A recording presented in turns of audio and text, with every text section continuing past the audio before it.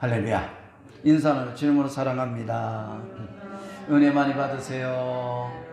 예, 은혜 많이 받는 시간이 되길 주님으로 축원합니다. 자, 오늘은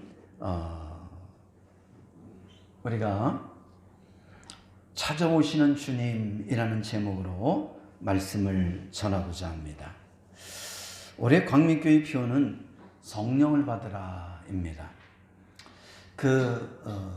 성령을 받으라라는 말씀이 오늘 요한복음 20장 22절에 있는 그 말씀을 가지고 묵상하다가 표현을 삼았고, 이미 우리 교회 달력에도 이 성령을 받으라라는 그런 표의 말씀이 기록되어 있는 것을 볼 수가 있습니다. 근데 그 교회의 그 주보에 있는 표현은 뭐냐면 우리 교회의 이름을 짓게 된 그런 표입니다. 그래서 전에는 너희가 어둠이더니 이제는 너희가 빛이라, 빛의 자녀처럼 행하라 라는 말씀이 있죠. 그래서 빛의 자녀들, 그래서 빛광자, 백성민자, 이렇게 그 말씀을 한 이 두 글자로 만들어서 광민교회다 그렇게 지었다라는 것을 여러분들이 기억하시길 바랍니다. 오늘 본문은 안식구 첫날 저녁 때 제자들이 모인 곳에 부활하신 예수님께서 찾아오셔서 당신이 십자가에 못 박혀 죽었지만 약속대로 이 사흘 만에 부활하셨다는 것을 증언하고 있는 내용을 기록하고 있습니다. 자, 그러면 부활하신 주님이 제자들에게 찾아오셔서 주시는 교훈이 뭐냐라는 것이죠. 부활하신 주님이 2000년 전 제자들에게 찾아오셔서 그들에게 교훈을 주셨어요. 근데 이것은 2000년 전에 제자들에게만 하신 말씀이 아니라 바로 지금 저와 여러분들에게도 주시는 말씀이다, 교훈이라는 것을 깨닫길 바랍니다. 그러면 찾아오신 주님께서는 제자들에게 실제로 뭐라고 말씀하셨는가? 평강하라는 겁니다. 평강이 있을지어다 라고 말씀하세요. 자, 19절 한번 볼까요? 19절 시작. 이날 곧 안식구 첫날 저녁 때에 제자들이 유대인들을 두려워하여 모인 곳의 문을 닫았더니 예수께서 오사 가운데서 이르시되 너에게 무엇이 있을지어다? 평강이 있을지어다. 평강이 있을지어다. 여러분, 제자들이 유대인들을 두려워하였습니다. 그래서 그들이 비밀 장소에 모여서 있었어요. 그런데 그 비밀 장소에 모여 있었음에도 불구하고 이 유대인들이 들이닥칠까봐 뭐 했어요? 문을 닫고 있었다 그렇게 말합니다. 사실 이것은 문만 지치고 있는 것이 아니라 걸어 잠그고 있었다라는 것을 말해주고 있어요. 그래서 걸어 잠그고 이 비밀 장소에 모여 있었다는 거예요. 숨어 있었다라는 것을 말하고 있다는 겁니다. 우리가 마태복음 26장 56절에 보면 이런 말씀이에요. 예수님께서 겟세마네 동산에서 체포되시죠. 그죠? 그리고 그때 제자들이 다 예수를 버리고 뭐합니까? 도망갔어요. 예수를 버리고 다 도망갔다고 성경은 기록하고 있습니다. 그리고 예수의 추종자로 혐의를 받자 비밀스러운 곳에 뭐 하고 있는 거예요? 숨어 있는 거예요. 다 도망갔어요. 또한 예수님께서 십자가에 못 박히고 죽으셨잖아요.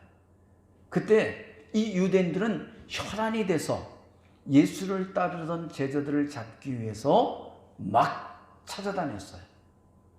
그러니까 이들이 비밀 장소에 숨어 있었고, 그리고 유대인들이 들어닥칠까 뭐 했다는 거예요? 문을 걸어 잠그고 있었어요. 자, 그렇기 때문에 이들이 제자들은 지금 평안한 상태가 아니라 무슨 상태였어요? 두려운 상태였죠. 잡히면 자신들도 예수님처럼 죽을 수 있다. 그런 마음속에 두려움을 갖고 있었다는 겁니다. 공포심에 쌓여 있었어요. 그래서 꼭꼭 문을 걸어 잠그고 숨어 있었다라는 것이죠. 그런데 예수님께서 부활하신 예수께 그들에게 찾아오셨어요. 문을 걸어 잠그고 있었는데도 뭐 했어요? 그들 가운데 서서 그들 가운데 서셨다라는 거예요. 여러분, 어떻게 된 거죠? 문을 잠그고 있었는데 누가 열어주지도 않았는데 주님께서 시공간을 초월하셔서 지금 그 방 가운데 제자들이 둘러앉은 그 가운데 서 계셨다라는 겁니다. 여기서 알 수 있는 것은 부활하신 주님께서는 시공간을 초월하시는 분이다라는 것을 말해주고 있어요. 그런데 그 부활하신 주님께서는 육체가 없는 것이 아니라 뼈도 있고 살도 있고 육체를 갖고 있지만 그러나 시공간을 초월하시는 그런 부활하신 부활체의 몸을 가졌다라는 것이죠. 그래서 예수 그리스도를 믿는 모든 사람들은 때가 되면 주님께서 재림하실 때 우리도 뭐 하게 되죠?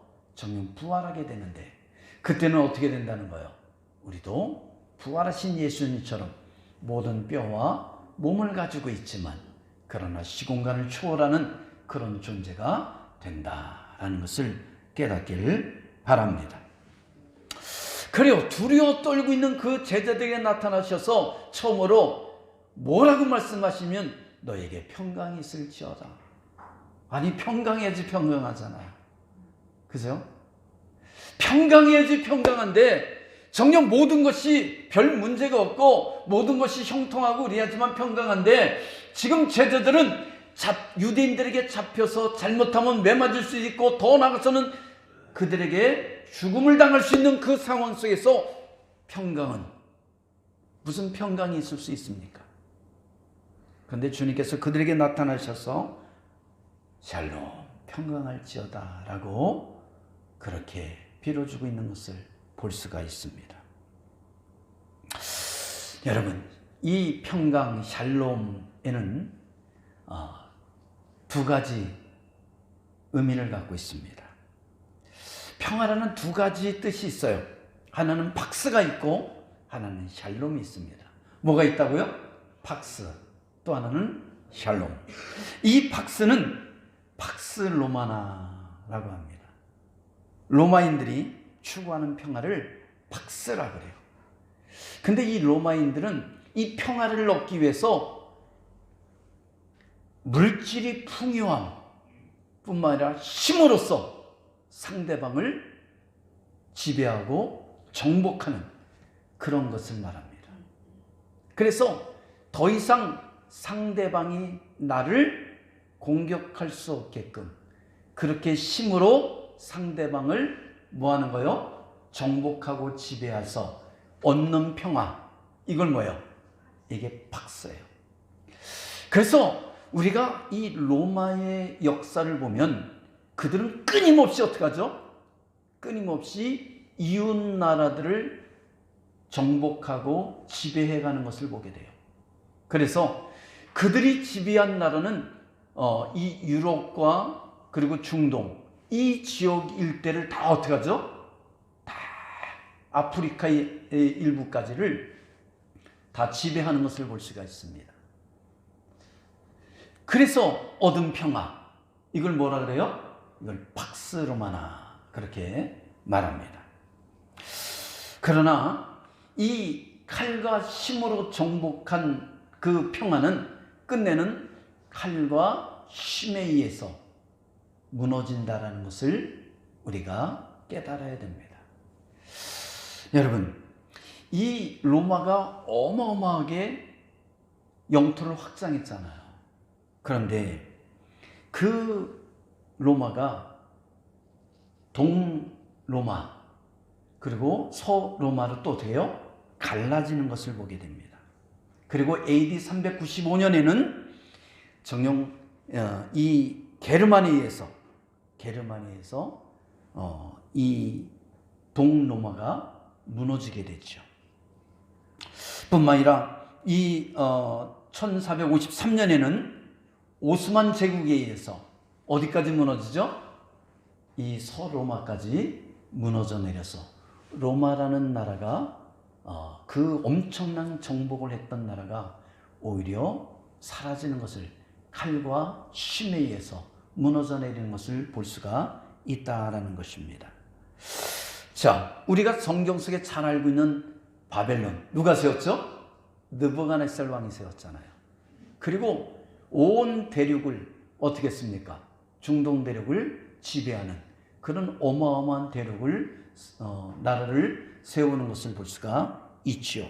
그러나 그렇게 왕성했던 바벨론 역시도 어디에서 무너지죠? 어디예요? 바사 고레스 왕에 의해서 그 바벨론이 무너지는 것을 볼 수가 있습니다. 힘으로, 칼로 얻은 나라, 그 평화는 끝내는 칼과 힘에 의해서 뭐 할 수밖에 없습니까? 무너질 수밖에 없다라는 것을 말하고 있습니다. 반면에 샬롬에 의한 평화가 있어요. 이 샬롬은 히브리 민족의 것으로 내적이며 정신적인 평화를 말하고 있습니다. 히브리인들은 건강한 자나 병든 자나 성공한 자나 실패한 자들과도 뭐를 나눴어요? 샬롬 했다는 거예요. 우리 옆 사람에게 샬롬 한번 해보세요. 이거를 들어야 돼요. 이거를 들고 샬롬. 다른 거 들면, 다른 손가락 들면 큰일 납니다. 항상 이걸 뭐라 그러죠? 이걸 뭐라 그래요? 검지.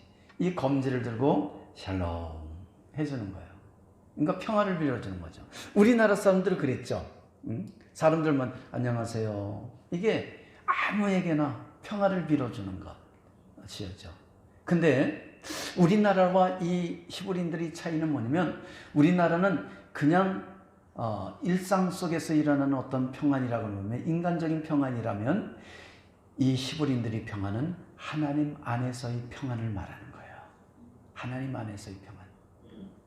그렇기 때문에 비록 이 제자들은 유대인들에게 붙들려서 잡히면 돌에 맞아 죽을 수 있는, 더 나아가서는 잘못하면 십자가에 매달려 죽을 수 있는 그 두려움과 공포 속에 있었지만, 주님은 그들에게 나타나셔서 샬롬, 평안이 있을지어다 빌어줬다는 거죠. 참된 평안은 평안하기 때문에 얻는 평안은 누구나 다 누릴 수 있는 평안이에요. 그러나 진정한 평안은 두려움과 공포 속에서도 얻는 평안, 이것이 진정한 하나님께서 우리 성도들에게 주시는 평안이라는 것을 깨닫길 주님으로 축원합니다. 그래서 스피노자는 다음같이 말해요. 평화란 싸움이 없는 것이 아니다 라고 말합니다. 싸움이 있을 수 있다는 거죠. 싸움이 있는 곳에서도 얻을 수 있는, 영혼에서 솟는 기쁨을 말하는 것이 뭐라는 거예요? 평안이다. 그렇게 말했습니다. 여러분, 그리고 싸움이 없는 곳에서 얻는 평안은 누구나 다 얻을 수 있죠. 그죠? 근데 싸움이 있는 곳에서도 얻을 수 있는 평안, 평화, 이것이 진정한 평화라는 것을 여러분이 깨닫길 바랍니다. 언젠가 평화를 가장 잘 묘사한 그림을 선정하여 시상하는 공모전이 개최되었습니다. 수많은 그림이 이 공모전에 제출됐지만 그 중에 두 그림이 대상 후보감으로 올랐습니다. 하나는 절묘한 아름다움과 고요함을 갖춘 풍경을 그림으로 그렸습니다. 그 풍경에는 투명한 호수, 무슨 호수요? 투명한 호수, 아주 맑은 호수, 부드럽게 흐르는 시냇물, 소와 양떼들이 풀을 뜨는 풍요로운 목장의 푸른 들판. 들어도 평안하지 않아요? 그림 자체가. 나뭇가지 위에서 새들이 노래하고는 무성한 나무, 그늘진 나뭇가지 아래 놀고 있는 아이들을 그림으로 그렸습니다. 그리고 하늘은 부드럽게 푸른 하늘을 흘러가는 흰구름, 조각구름 같은 거를 그렸다라는 것이죠. 산허리의 그림자를 수놓았고, 일반적으로 보면 그 그림은 어떤 그림이었어요? 그냥 듣는 자체만도 평화롭다, 그런 마음이 들지 않아요? 투명한 호수, 부드럽게 흘러가는 시냇물, 정녕 풀 위에는 소와 양떼들이 뛰어놀고 있는 모습, 그 위로 아이들이 소리를 지르며 놀고 있고, 푸른 하늘에는 뭐가 있어요? 조각구름이 흘러가고 있는 그림이라면 이것은 그 자체만도 평안한 것이죠. 평안한 것이에요.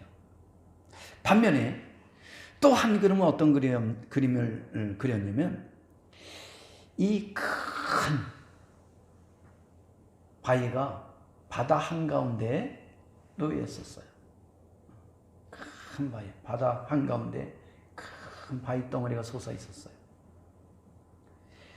근데 폭풍우가 막 몰아치고 비바람이 막 몰아치는 거였어요.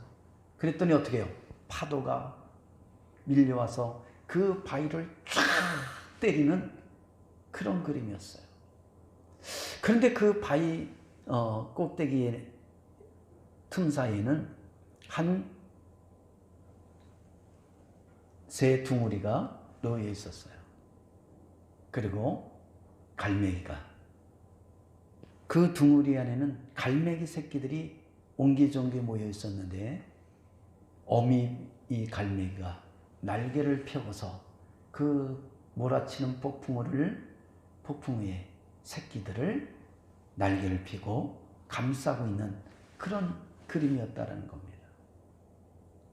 근데 새끼들이 그 어미 날개 밑에서 뭐하고 있었어요? 졸고 있는 모습이에요. 졸고 있는 모습이에요. 그걸 그림을 그렸어요.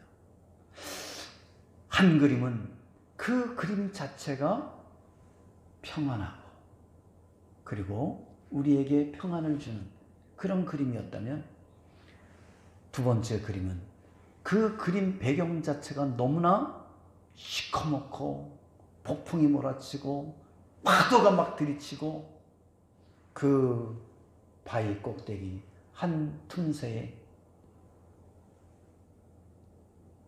이 갈매기 새끼들이 어미 보호를 받으며 졸고 있는 모습.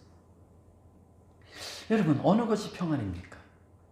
우리가 일반적으로 전자를 평안하다고 합니다. 근데 여기서 이 대상은 후자였다라는 것이죠. 왜 그러냐면, 어떻게 보면 우리가 살아가는 삶은 전자가 아니라 후자의 삶일 것입니다. 우리가 살아가는 삶 속에는 폭풍우가 몰아치고, 그리고 거친 파도가 우리 삶에 몰아치며 우리 삶을 강타하는 그런 삶일 것입니다. 그런 삶 속에서도 누릴 수 있는 평화, 누릴 수 있는 평강, 이것이 뭐예요? 진정한 평안이라는 거죠. 진정한 평화라는 것입니다. 여러분, 우리가 2023년도를 살아왔습니다. 아니, 우리 인생을 살아오면서 평안한 날이 많았습니까? 아니면 폭풍우가 많았습니까? 두렵고 불안하고 근심과 걱정과 염려의 날이 많았습니까? 누구에게 물어본다 할지라도 근심과 걱정과 염려와 불안과 두려움과 공포의 삶을 살았던 것이 많았습니다. 그런데 진정한 평안은 평안하기 때문에 평안한 것이 아니라, 그런 근심과 걱정과 염려와 불안과 공포가 있는 속에서도 하나님 품 안에 있는 성도들은 그 품 속에서 누릴 수 있는 평화, 이것이 진정한 평화라는 것을 깨닫길 바랍니다. 그래서 2024년도에는 우리에게 어떤 일이 펼쳐질지 모릅니다.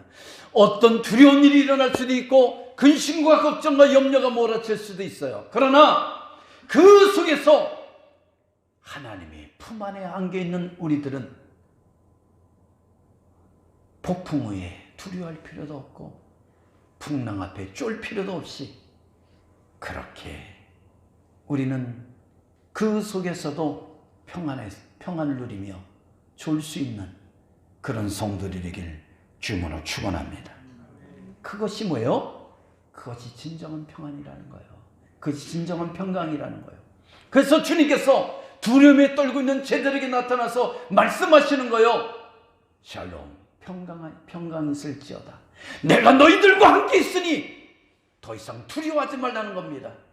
성령 부활하신 주님께서 너희들과 함께 있으니 더 이상 염려하지 말라는 겁니다. 걱정하지 말라는 것입니다. 로마인식 그 칼 앞에 두려워하지 말라는 거예요. 유대인들이 그 몽둥이 앞에 걱정하지 말라는 겁니다. 내가 너희들과 함께 있겠다고 약속하는 거 아니에요? 여러분, 우리가 사는 삶 속에 주님께서 함께하고 있다는 것을 깨닫고 주님께서 말씀하시는 평강이 있을지어다. 샬롬, 평강이 있을지어다. 그 평강을 누리는 은혜가 있기를 축원합니다. 두 번째로 찾아오신 주님은, 제자들을 찾아오신 주님은 성령을 받으라라고 말씀하고 있습니다. 뭐를 받으라고요? 성령을 받으라. 자, 우리 22절 한번 읽어볼까요? 22절 시작. 이 말씀을 하시고 그들을 향하사 숨을 내쉬며 이르시되 뭐를 받으라? 성령을 받으라. 여러분, 제자들은 왜 두려움에 떨고 있었어요? 왜 두려움에 떨고 있었을까요? 세상의 현상을 바라보니 두려울 수밖에 없죠. 자신들이 목숨을 걸고 따르던 그 스승이 예수님께서 십자가에 못 박히고 그렇게 처참하게 죽는 걸 봤으니 뭐 할 수밖에 없어요? 두렵죠. 더 이상 의지할 곳이 없습니다. 뿐만 아니라 유대인들은 자기들을 잡으려고 정녕 혈안이 내서 불을 밝히고 뭐예요? 찾고 있잖아요. 그러니까 두려울 수밖에 없죠. 우리가 살아가는 삶 속에 현실을 보면 두려움 속에 떨 수밖에 없어요. 그죠? 현실이라는 것을 바라보면 우리는 두려움에 떨 수밖에 없습니다. 여러분, 제자들이요, 배를 타고 가는데 풍랑이 일었어요. 근데 그 풍랑을 봤더니 뭐 할 수밖에 없습니까? 두렵잖아요. 두려울 수밖에 없습니다. 그래서 인간적인 방법으로 그 풍랑을 극복해 보려고 혈안이 됐지만 해결할 수 있었어요? 없었어요? 없었습니다. 그래서 배 고물 뒤에서 주무시곤 예수님을 깨웁니다. 예수여, 주님이여, 선생이여, 우리가 죽게 되었습니다. 예수님을 깨웠을 때 정녕 예수님께서 그 바다를 향해 외칩니다. 바람아 멈춰라, 파도야 잔잔하라. 할렐루야. 그랬더니 모든 두렵게 하는 현상들이 다 멈추고 고요해졌다는 겁니다. 여러분, 내 삶 속에 풍랑이 밀려옵니까? 파도가 몰아쳐서 내가 타고 있는 배가 휘청휘청거리며 뒤집히려고 그럽니까? 그때 여러분, 정녕 그것만 바라보지 마세요. 현상만 바라보지 마세요. 나에게 닥쳐오는 풍랑만 바라보지 마세요. 그 풍랑을 바라보면 우리는 두려워할 수밖에 없잖아요. 그때 어떻게 하라는 거예요? 주무시는 예수님을 깨우는 거죠. 깨워야 되는 거예요. 제자들이 왜 두려워했습니까? 왜 두려워 떨었어요? 성령을 받지 못했기 때문에 그래요. 뭘 못 받았다고요? 성령을 받지 못했기 때문에 그렇다. 그래서 주님께서는 제자들에게 말합니다. 성령을 받으라 라고 말씀하고 있는 것이에요. 성령을 받으라. 그리고 끝내 오순절 때 마가의 다락방에서 이 제자들이 120문도가 일심으로 기도할 때 성령이 임해서 이들이 성령 충만을 받는 그런 역사를 체험하게 된 줄 믿습니다. 이 성령을 언제 받는가? 성령을 받는 시점이 어딘가? 라고 따질 때는 이거 신학적으로 여러분들이 한 학기를 공부해야 돼. 얼마큼 공부해야 된다고요? 한 학기를 공부해. 성령론에서. 그래서 예수를 믿을 때 성령을 받는다는 그것을 설명하려면 이 동시설이 있고 절충설이 있고 구분설이 있어요. 근데 이걸 설명하려면 한이 없죠. 그러니까 그냥 간단히 설명하자면 동시설은 내가 예수 그리스도를 믿을 때 성령께서 같이 임한다는 거죠. 같이 내 안에 거하신다는 거예요. 그러니까 일반적으로 개혁신학은 우리 합동도 이거를 우리는 믿습니다. 또한 이 절충설은 제해놓고도 이 구분설은 뭐냐면 예수를 믿었어도 성령은 뭐예요? 성령은 따로 간절히 기도함으로 사모함으로 성령을 체험해야 된다라고 주장하는 설입니다. 이거는 대부분 오순절에서 이런 주장을 하죠. 오순절파에서. 근데 이 두 가지 모든 견해가 성경에 다 있어요, 없어요? 성경에 다 기록되고 있다는 겁니다. 자, 근데 지금 예수님이 말씀하신 이 상황 속에서는 지금 뭐예요? 쟤들이 예수님을 믿었죠. 그리고 공생애 동안 예수님을 따랐습니다. 그죠? 믿고 따랐어요. 그런데 그들이 두려워 떨고 있을 때 예수님께 나타나서 뭐라는 거예요? 성령을 받으라. 그렇게 말씀하시거든요. 근데 성경에 보면 아직 성령이 오지 않았다라고 표현합니다. 근데 언제 오시죠? 오순절 예수님께서 승천하시고 그리고 오순절 마가이 다락방에서 제자들이 기도할 때 성령께서 불이 혀와 같이 그렇게 임하셨다라고 말씀하고 있다는 거죠.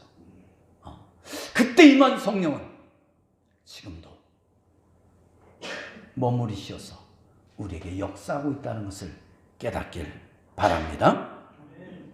때가 있으면 제가 이 성령에 임하는 것에 대해 동시설과 절충설, 구분설에 대해서 좀 더 구체적으로 자세하게 설명을 드리고자 합니다.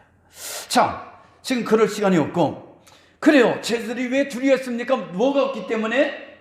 성령이 충만하지 않기 때문에 그렇다는 거예요. 성령은 제3의 하나님이십니다.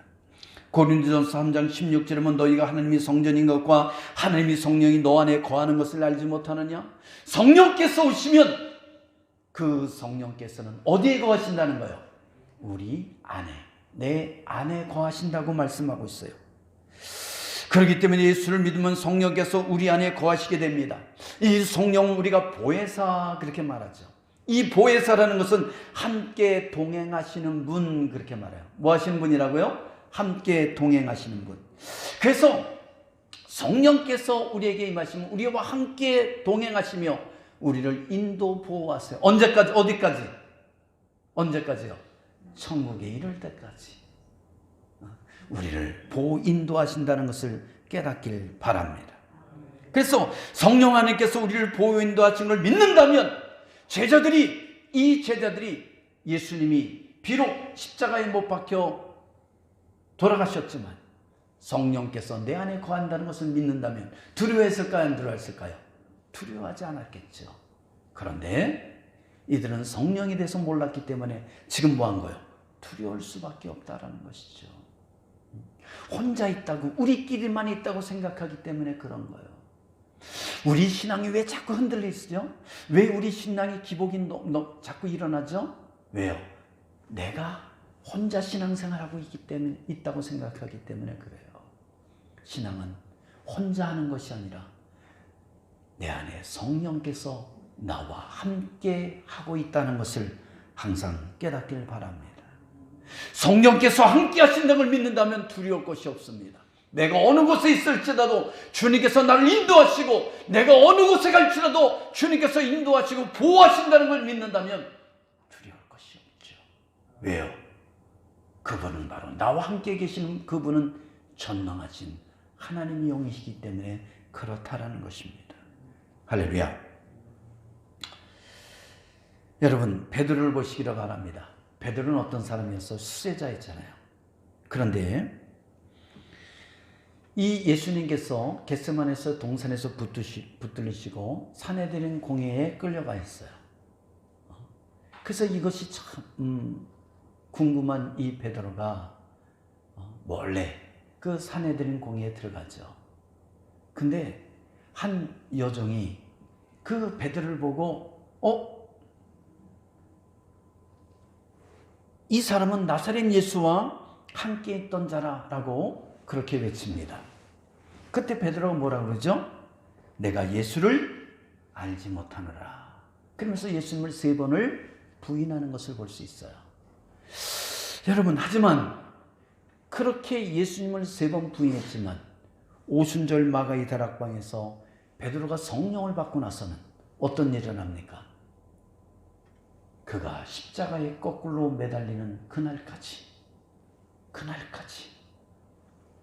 예수 그리스도를 부인하지 않고 끝까지 복음을 증거하는 것을 볼 수가 있다는 것이죠. 여러분, 성령을 받기 전까지는 어떤 일이 일어났어요? 한 여종이 말 앞에 예수를 부인하잖아요. 그것도 몇 번씩 하나요? 3번씩이나. 나는 그 사람을 알지 못하노라. 전혀 알지 못하노라. 내가 맹세하건대 나는 그 사람을 모르노라. 그렇게 장담하며 맹세하며 예수를 부인했어요. 그러나 성령을 받은 이 베드로는 십자가에 거꾸로 매달려 죽는, 순교당하는 그 참혹함을 당하면서도 예수를 증거했다는 것을 우리가 알 수 있잖아요. 이 담대함이 어디서 나온 거예요? 이 담대함이 어디서 나왔습니까? 바로 성령 충만에서 나왔다는 것을 깨닫기를 바랍니다. 그래서 우리 성도들은 정령 새해에는 성령 충만한 은혜가 있기를 주님으로 축원합니다. 내가 성령으로 충만할 때 흔들리지 않아요. 요동하지 않습니다. 좌절하지 않아요. 근심과 염려에 밀어온다 할지라도 정령 성령의 역사하심으로 그 모든 것을 이겨내고 더욱더 하나님의 말씀 속에 우리가 거하는 그런 은혜가 임하게 될 줄 믿습니다. 그래서 우리 광민의 성도는 다 성령 충만 받는 은혜가 있길 주님으로 축원합니다. 끝으로 이 제자들을 찾아온 예수님 뭐라고 말하면 죄를 용서하라고 말하고 있습니다. 죄를 용서하라. 자, 23절 한번 봅니다. 23절 시작. 너희가 누구의 죄든지 사하면 사여질 것이요 누구의 죄든지 그대로 두면 그대로 있으리라 하시니라. Forgive. 죄를 용서하라는 거죠. 용서하라. 우리 옆 사람에게 한번 얘기해 보시기 바랍니다. 당신의 죄를 용서합니다. 당신의 죄를 용서합니다. 여러분, 근데 우리가 잘 알아야 돼요. 제자들이 남의 죄를 사하는 권세를 부여받던 의미가 아니에요. 이거는 우리가 가톨릭에 가면 사제들이 고해성사하면서 그 죄를 다 듣고서 형제님, 자매님, 이제 제가 고백했으니 제가 사함받았습니다. 그런 선포를 해요.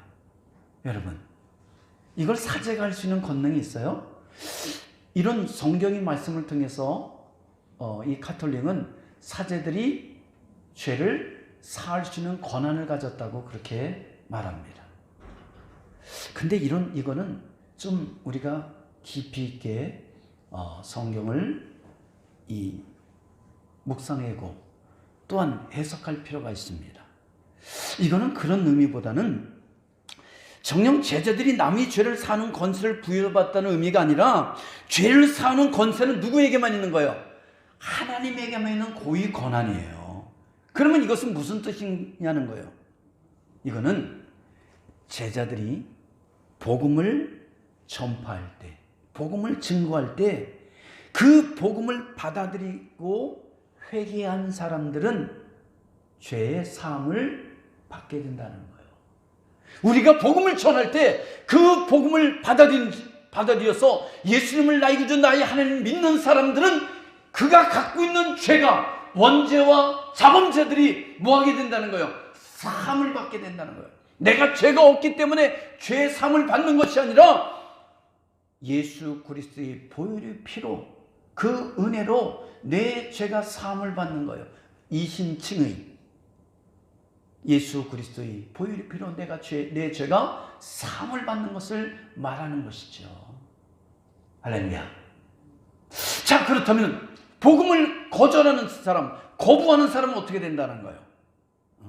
그 죄가 그대로 남겨있게 된다는 것을 말하는 거예요. 그 죄가 그대로 남아있어서 끝내는 하나님의 심판에 이르게 되고 지옥 백성이 될 수밖에 없다는 것을 말하고 있는 것이죠.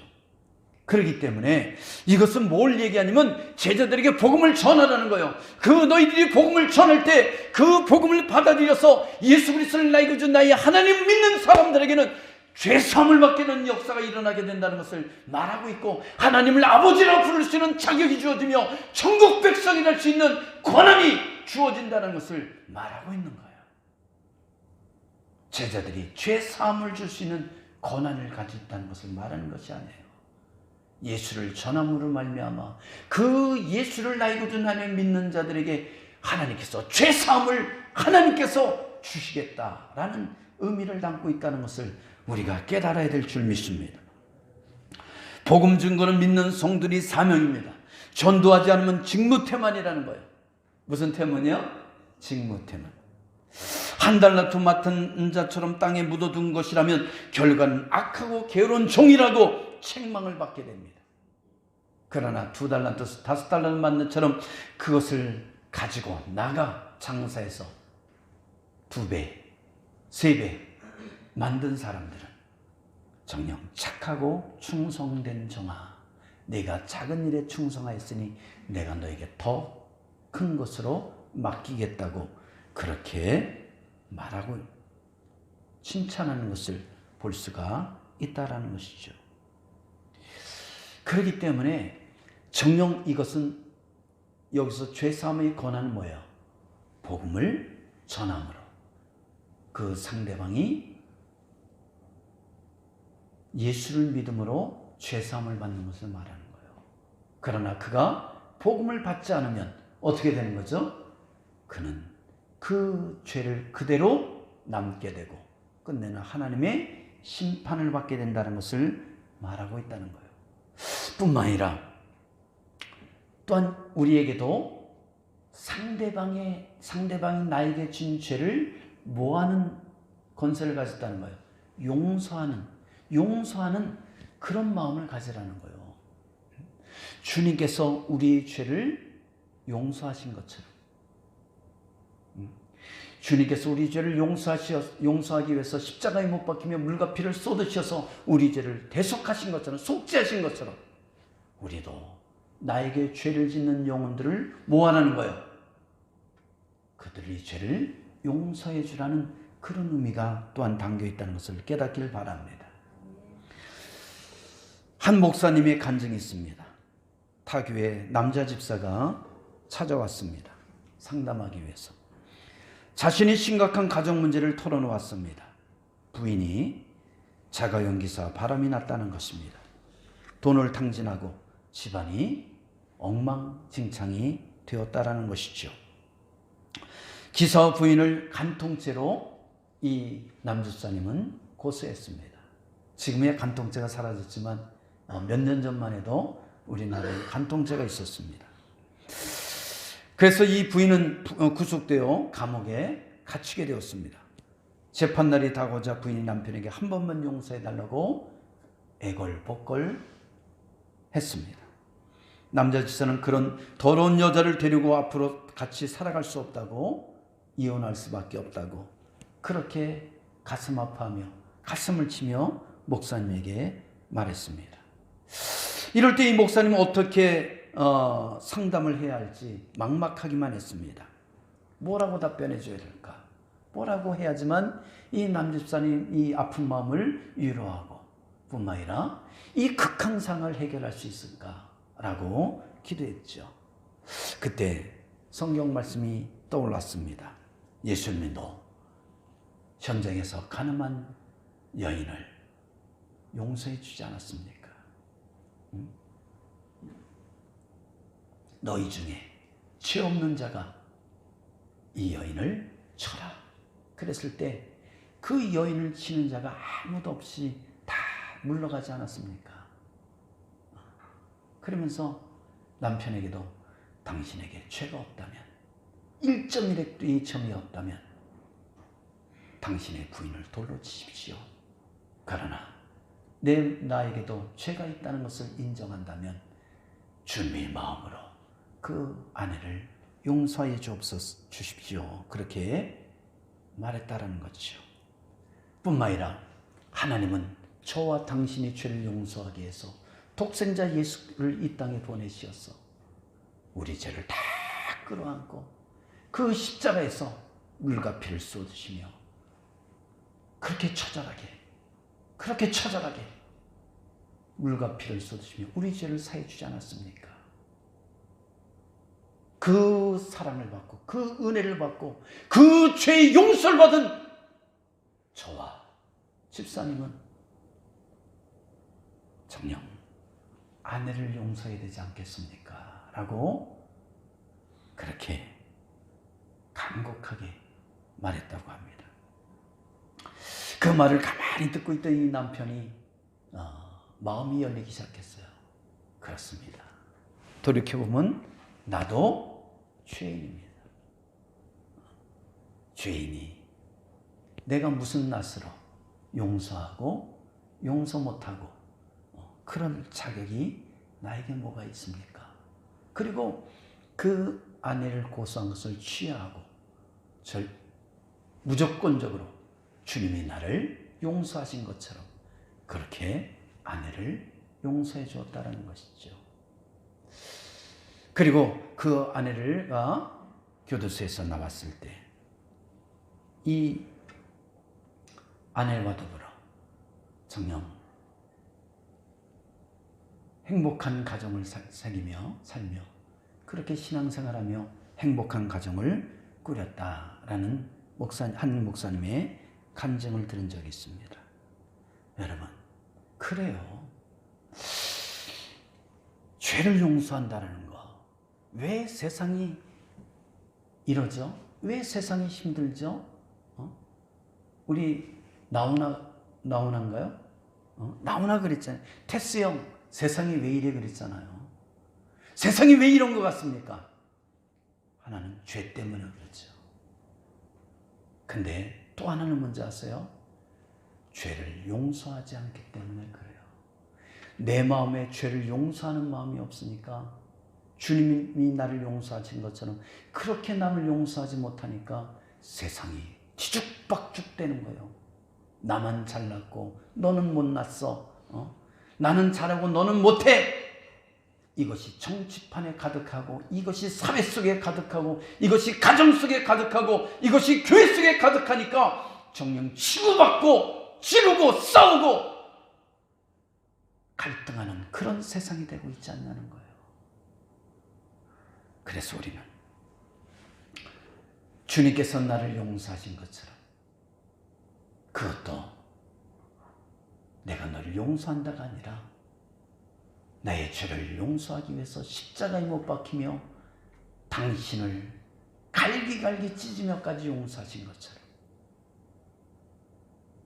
그렇게 내 아내를, 내 남편을, 내 가족을, 내 이웃들을 용서하며 살아가는 올해가 되길 주님으로 축원합니다. 기도합니다.